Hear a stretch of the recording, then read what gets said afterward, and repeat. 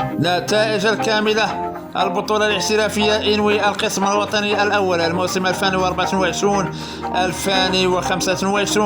عقب إجراء الجولة الخامسة عشرة. شباب السوالم الرياضي ينتصر على المغرب التطواني ب2-0. اتحاد طنجة يتعادل أمام الدفاع الحسني الجديد بهدف في كل شبكة. الرجاء الرياضي ينتصر على الشباب المحمدية ب3 أهداف مقابل لا شيء. أولمبيك سافي ينتصر على اتحاد تورقة بهدفين مقابل هدف.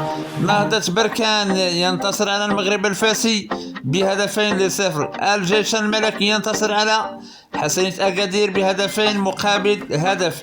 نهضة الزمامرة يتعادل أمام المغرب التطواني ب0 لمثله.